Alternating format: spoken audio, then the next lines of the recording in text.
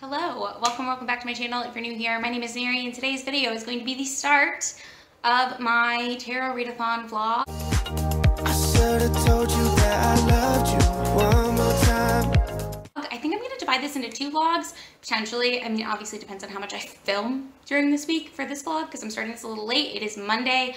It's around 6 o'clock. I just got off work and I thought I would do quickly a recap of the 4 books and tarot card pulls that I've already done. And then, as I mentioned in my TBR, if I am able to finish all 4 of these books, I will draw new tarot cards and pick new books to read as I go along. But I did just want to start this vlog off with a recap of the books that I'm planning on reading during the duration of this entire readathon, which is again 2 weeks. First card I pulled was the Moon, and for that you're reading a mystery thriller, and I chose The 7.5 Deaths of Evelyn Hardcastle by Stuart Turton, which is a mystery about, I believe, the death of this woman, and we are following a detective, and every day for seven days after she dies or is killed, he wakes up in a different body on the day that she is killed because he's trying to solve the mystery of what happened to her, I think is the premise of this. So it's a little bit like Groundhog's Day and a little bit like Vantage Point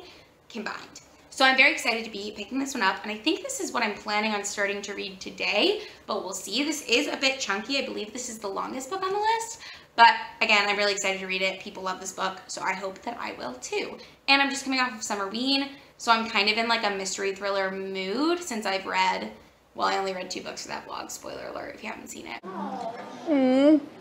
All right. But it is up, it went up today, so you can watch it today when I'm filming, not today when you're watching, obviously. The second card that I drew was the Ace of Pentacles, and the prompt for this was to read a book with a one-word title, and for this I picked Melmoth by Sarah Perry. I still don't really know what this is about. It's like a fantasy, mystery, historical thing. Gothic. I don't know. At this point, I'm just saying buzzwords, but I really don't know very much about this. It's set in Prague in the 30s or the 20s. Set in Prague in the 30s. Who cares? I'll read that at some point, and then I'll be able to tell you what it's about. I promise. Hopefully. The third prompt is Ace of Spades. No, I'm an idiot. The third prompt is Ace of Swords, and that is to read the most recent purchase that you've made. And I originally put The Line Becomes a River by Francisco Cantu on this, and I also got this for my Sorry Fix My TBR, like reading a memoir was one of the prompts, and this is a memoir. So I'm still hopefully going to read this, but technically at this point the most recent book that I've purchased is The Silent Patient by Alex Michaelides, I don't know how his name is pronounced. It's over there, I'm not going to go get it, but that's a mystery thriller as well, so if I'm still in the mystery thriller mood, I might read that for this prompt instead, question mark? Just because I really am trying not to put myself back in a slump. Although I did get this for my TBR game, but if you've been following that TBR game, you know that I don't punish myself if I don't complete it. I'm just disappointed. Imagine how tired we are. Imagine how tired we are of it. Finally, the last card that I drew was the 4 of Cups, and that is to read a book that you've been meaning to get to, but you have been putting off for some reason, I think is what it is. Yeah, no, just a book you've been meaning to read. And for that, I chose Horizontal Rest by Ned Russin. Yes, a novel. This, again, I'm pretty sure is just like a contemporary. It's about a guy who graduated high school and is moving back to his hometown, which is Wilkes-Barre, Pennsylvania, which has a really high population, or a really high percentage of the population that is born there and then dies there. So I think that is going to play some sort of part in this book, the fact that people don't leave this town, not for any like scary reason, just because it's one of those towns in America where everybody's great-grandfather is also from there, if that makes sense. Just for whatever reason, people don't move away. So I think this might discuss like class conflicts and just conflicts of the generation that Ned Russin is in, which is millennials. Why am I talking so weirdly today? I don't really know what's going on, but I'm gonna read this. I don't know, again, very much about it, but that's the bare bones. Like I mentioned, I think I am gonna start with the 7.5 Deaths of Evelyn Hardcastle. Ideally, I would like to finish 2 books in this week. What? I would like to finish 2 books this week, and then 2 books next week, so that I can complete at least the 4 books that I have on this TBR. As we all know, I am in a perpetual slump. I'm just not reading what I want to read. my brain is like, no, we will not read. And then I'll read like 3 books in 2 days. So can't explain it, but this is the stack that I'm gonna hopefully get to during these 2 vlogs. So yeah.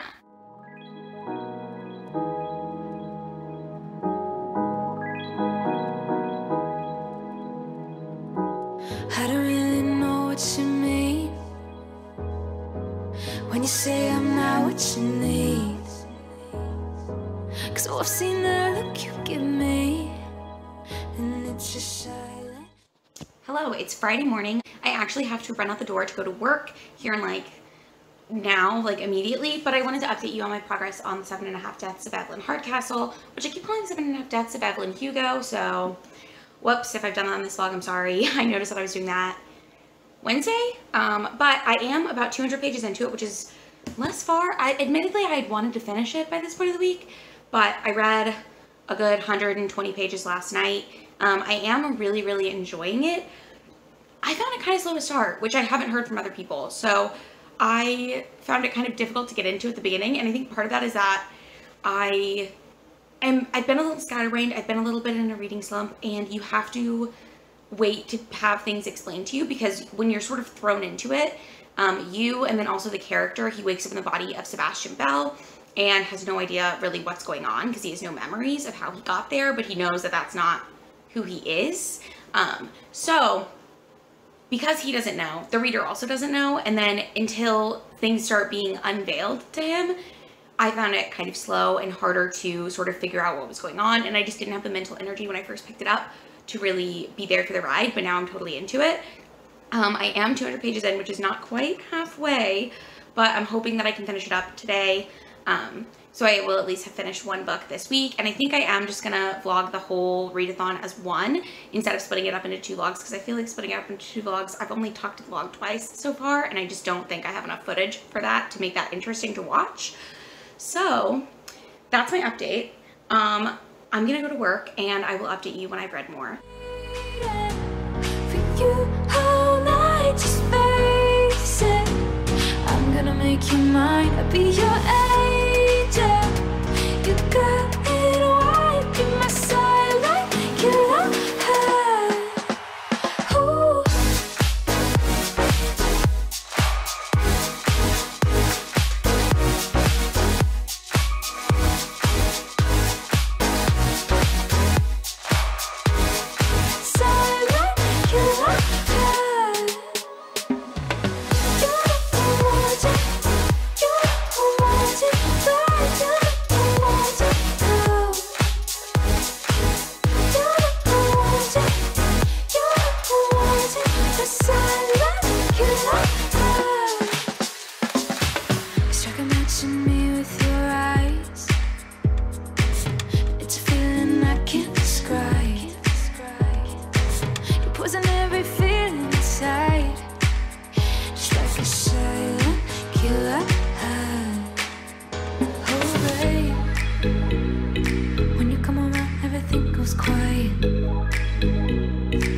Champagne, every shotgun shot and I'm losing my mind, but I just can't fight it. Hello, it's Sunday night. Matt left today, but he left the dogs with me, so I get them for a week. I'm gonna take them back to Fayetteville when I go on Friday. But I did just finish the 7.5 Deaths, there it is, of Evelyn Hardcastle. Not sure what I'm gonna rate it yet. I liked this book a lot, and I found it really interesting, and I liked the twists and turns, and I liked that it was set up kind of like a puzzle, but I didn't really love it. Like, I never felt that invested, and it got to a certain point where I was like, at this point, I just want to know. I found it frustrating. I just wanted to know what was going on. So maybe unpopular opinion. I don't think it'll be below a 3-star, but it also won't be above a 4. It's kind of feeling like a 3.5 at this point. So I'm interested. I'm gonna compile on it and see what I end up with. But I really liked, I guess, the overall message of the book. It's definitely a very unique idea, but I did just find it a bit tedious towards the end, and I found the first 100 pages really slow. So it took me a while to get into, and then even when I felt like I was getting into it, I never felt like that feeling that I sometimes get with mystery thrillers, or that I want to get with mystery thrillers, where I like can't put the book down because I have to know what happens. I got to a certain point with this book where I almost wanted to just like look up what happened rather than finishing reading it. I am glad that I finished it, obviously. But yes, I did enjoy it. And I didn't see the ending coming at all. But it was one of those, I think maybe that's part of the reason. Murph, what are you doing? What are you doing? I think typically with mysteries and thrillers and stuff, I like to be able to catch what's happening and like pick up on it. And this book gave you so many clues, but I still felt like I didn't really put it all together. I don't know. And it frustrated me that like, and this is just like a personal preference thing or like pet peeve, I guess, of mine. But during like the big reveal, the main character, whose head we were in the entire time, said like a couple of things on like how he figured things out, but he didn't tell us that he figured things out. So I found that kind of frustrating, just because like, I don't know. I get why that happens, because obviously otherwise things would be revealed way too soon. And I don't know, but I felt like even if things weren't explicitly stated or hadn't been explicitly stated, I feel like it could have been done in a way where the reader could have picked up on it, and maybe other readers could have, but I did not pick up on any of the things that he figured out. So, but it just made me feel kind of dumb, I think is what I'm getting at. Because I felt like Stuart Turton was trying to do things where he was like, I'm not going to explicitly tell you this, but this is like what's going on, and this is the clue that's been discovered, and ... like fill in the blank, but I just didn't get it. So anyways, this is the first book that I finished for the Tarot Readathon. Ideally I will read 3 books this week. We'll see if that happens. But yeah, I just wanted to check in, let you know that I finished that, and say, I don't know, it's only like 10, and I usually go to bed at like 11 or 11:30, so I think I'm gonna pick up something else. I might pick up Horizontal Rust, or I might pick up Melmoth, because those are 2 of the shorter fiction books that I have. I also have The Line Becomes a River, but I don't know if I'm in the mood to start something that's a heavier subject matter, because it is about it's a nonfiction book about the border between the US and Mexico, and it's told from the perspective of someone who used to be a border patrol agent, so that sounds kind of heavy. But also, I don't know if I'm really in the mood for a nonfiction right now, but we'll see. I'll let you know what I pick up tomorrow with like an update. I'll probably read like 50 pages of something tonight. Hello, it's Monday. I'm about to go into work, but I did just want to update you that I did pick Horizontal Rust by Ned Russin for my next read. This is like a general fiction book as far as I can tell, written by the guy who's the frontman in Title Fight, excuse me, and he's also in the band Glitterer. I think that's his solo project, but that's why I bought this book, which I feel like I've mentioned every time I've talked about this book. I've started it. It's divided into 4 days rather than chapters, which I think is interesting. I didn't realize it covered such a short time period. And we're following this character, Graham Mercy, who just graduated from college. He went to Columbia, and he's moved back to his hometown of Wilkes-Barre, Pennsylvania, hasn't been able to find a job, and just where I am, he's been offered a job at the Slavic Brotherhood organization, which is like a life insurance company. I think, as far as I can tell, I don't really know very much about SBO, but I think it's a real thing. I'm not really sure. So he doesn't really want to do that, but he's like considering it. And in order to do that, he would be taking the spot on the exec board of someone who already has that spot, that the man who's in charge of the Slavic Brotherhood organization is trying to dethrone or just get rid of, essentially. So it sounds a little like mafia-esque, even though I'm sure that it's really not. But I am interested in this. I'm like kind of hooked. The writing is a little pretentious for me, but I'm not hating it. And I did just want to also update you that, excuse my like jewelry in a plastic bag back there. Whoop. I also did want to update you that I ended up giving the, what is it called? The 7.5 Deaths of Evelyn Hardcastle 3.5 stars. And I rounded it down to 3 on Goodreads just because in Copilot it was a 3, but I feel like I didn't, maybe it is more just like a plain 3. I didn't dislike it. I just didn't love it, you know? It's definitely not a favorite. I don't think it was worth, it lives up to the hype necessarily. I thought it was a little long. I thought it was a little tedious in the pacing. I think I've mentioned all of this already, but I just wanted to let you know that I did run it through Copile. I've written a brief Goodreads review. I need to come home and do all of my July book reviews for my Instagram. So if I haven't done that yet by the time you've seen this video, comment down below and tell me I need to do it because yikes. But yes, I'm gonna go to work because I'm running late as always, and I will catch up with you later when I have more updates. I washed my sports bra the other day and they have these pads in them, but they get all folded up inside of it. Anyways, sorry you had to see that. I just finished Horizontal Rest by Ned Russin. I don't know what I'm gonna rate this yet. It's very plotless. So I think I already mentioned it follows a weekend in this guy's life. His name's Graham Mercy. He just graduated from Columbia with a creative writing degree. He can't find a job. It's 2013 or 2012. I can't remember which year. It's still in the wake of the Great Recession of 2008, so it's really hard to find a job. But yes, he's moved back to his childhood bedroom, and it's this big convention is happening this weekend in his hometown. And it's for the Slavic Brotherhood organization, which is a life insurance company, essentially, that started for miners in this town, because it was a miner town. And it was to help the widows of miners pay for the miners' funerals. But now, obviously, it's 100 years on, and now the goal of the company is to make money and to support these people. What I liked about this book is that there's a lot of Graham's just thoughts. So it goes into a lot of his thought process and a lot of just like his memories and how he sort of feels this like existential dread of his life. There's also several parts in this that felt very meta, because this book, like I mentioned, is kind of plotless. Like, it just follows this weekend and him not really knowing what he's going to do with his life and making choices and then thinking maybe they're the wrong choices. He also has a crush on a girl who's at this event. And so it's just like very minor, everyday things. But in one part of this, he talks about a creative writing workshop he did where they had a project to go to a cafe and just describe what was going on around them as a way to help root their stories that they wrote for this class in realism. And he said one of the critiques that he got in his story was that it was boring. But he said that he wrote the story about boredom because that's a human thing that everyone goes through. So I thought that was really interesting because I don't know if Ned Russin went to Columbia and if he got a creative writing degree or anything about that. I'd be interested to learn that now. But I did think this was very meta, very interesting in parts, but also it was pretty boring, very plotless, and a lot of this book is told in like meeting notes kind of from this convention.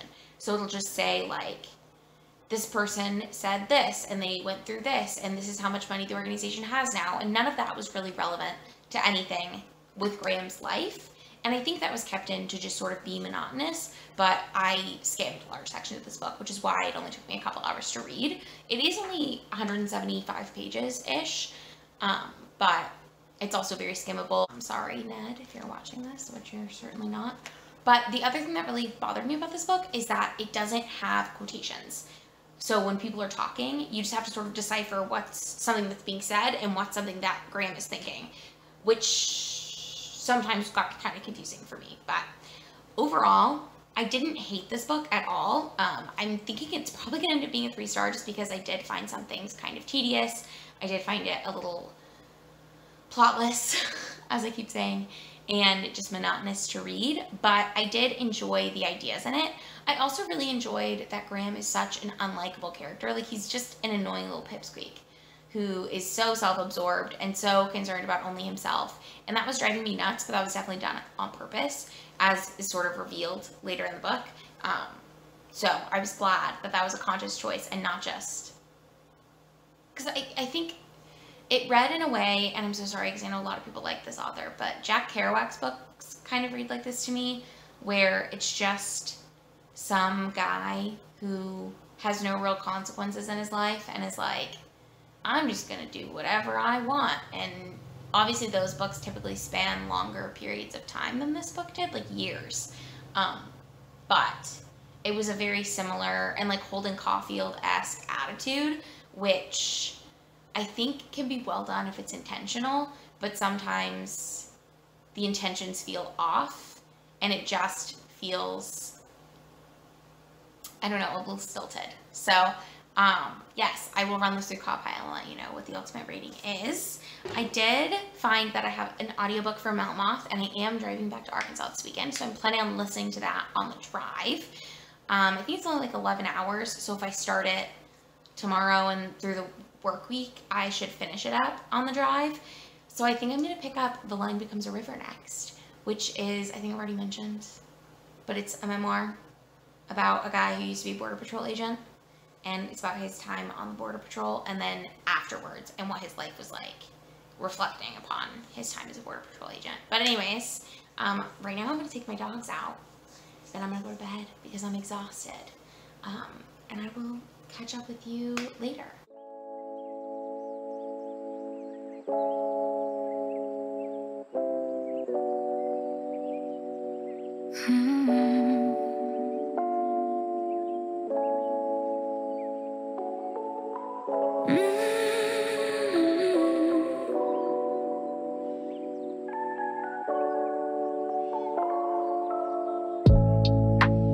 I'm a little too much, don't really know why. I can be a lot, but you don't seem to mind. Baby, you're so different, 'cause others wouldn't even try. Nobody ever took the time. Okay, quick reading update. It's Wednesday, and I have started The Line Becomes a River. I started Melmoth too, but I barely started it, and I'm listening to it as an audiobook, so I don't really have an update for that. But I'm reading this, and I'm really liking it so far. I thought I would like it because it seems like it'd be right in my alley, but this is a memoir of a former Border Patrol agent and sort of his experiences. So what I'm really enjoying about this is that it's very short, like little vignettes, like as short as a paragraph, as long as like 3 pages. So that's making it really easy and quick to read. I'm about 46 pages in, and I've read for probably like 30 minutes total. So I'm feeling good about it. I'm also really liking the fact that he's not just, I hate to say like just someone who went into law enforcement or whatever, but like he studied international relations in college and was really interested in the US-Mexico border and the just relationship between the United States and Mexico, which is why he wanted to become a Border Patrol agent, because he thought it would be a good stepping stone for him to do whatever else he wanted to do in that realm, whether he wanted to go to law school and be an immigration attorney, or whether he wanted to write a book like he did, I guess. But I think that's a really interesting, like, I don't know. I find it interesting when people choose indirect paths to get where they want to go. But anyways, I'm watching Sprints with Sav from The Riveting Reads. So I'm going to go back to that. And I will check in with you when I have another update. With you.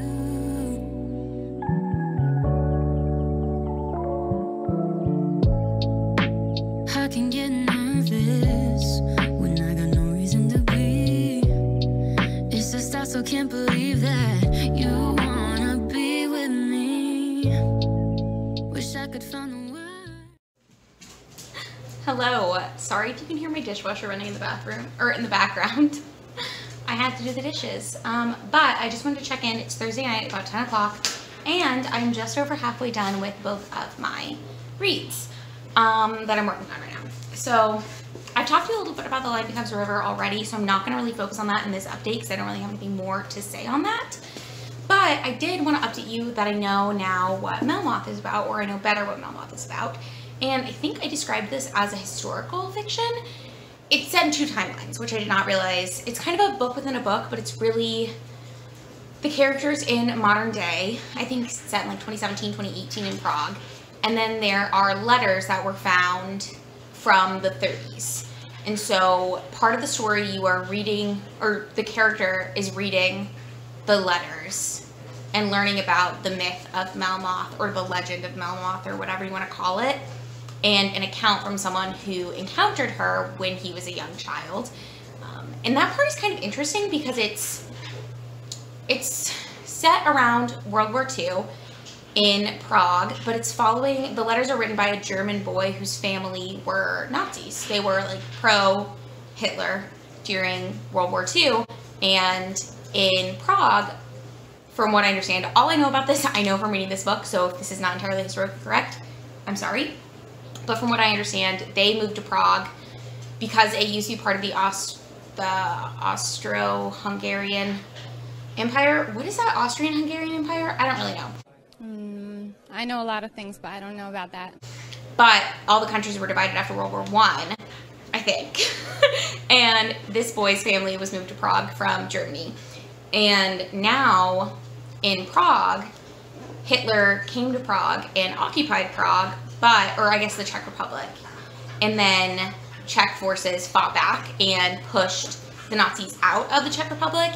And then the treatment that was originally given to the Jews, where they were all brought and housed in this ghetto area in Prague, the Germans, or somewhere in the Czech Republic, it might not be in Prague, I might be wrong about that. The Germans who were living in Prague were brought to live there. And so my dogs are going crazy. They just had their last like nighttime stroll, and so their collars are removed, and they're just like getting the zoomies. But I am enjoying this book a lot. It's very slow. I think the story is interesting. It's a very unique concept. I'd never heard of Melmoth before, and if you are also unfamiliar with Melmoth, I think it's a real legend, but it's supposed to be one of the women who discovered Jesus's body in the tomb after the stone had been rolled away, when he like resurrected and came back to life. I don't really know.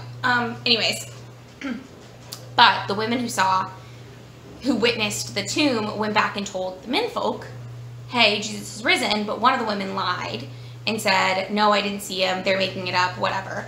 And so she was cursed to be deathless and just walk along the earth completely in a lonely fashion, or completely by herself forever until the second coming of Christ. And so that's who Melmoth is. It's this woman who has been cast aside and has to walk the earth, and no one can kill her, no one can hurt her, but she has no reprieve from her suffering.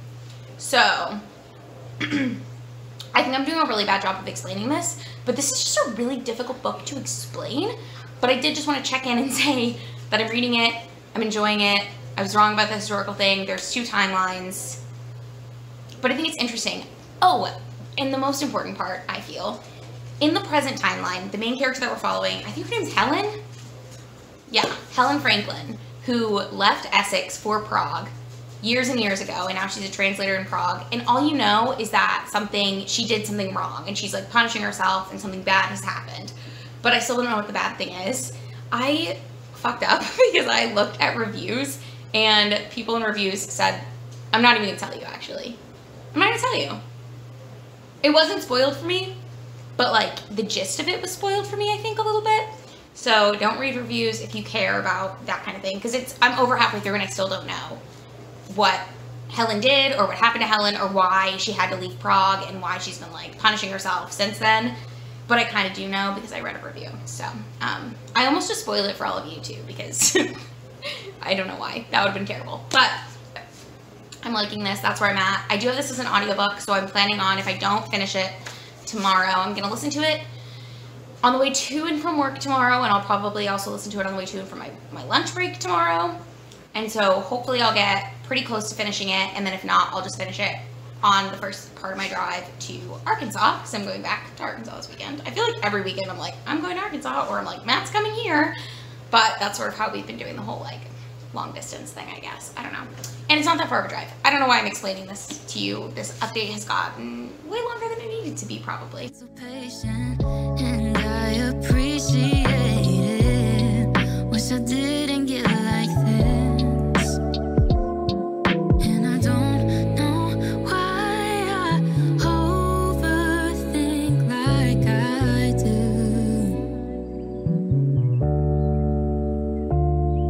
But it all seems to go away when I'm with you.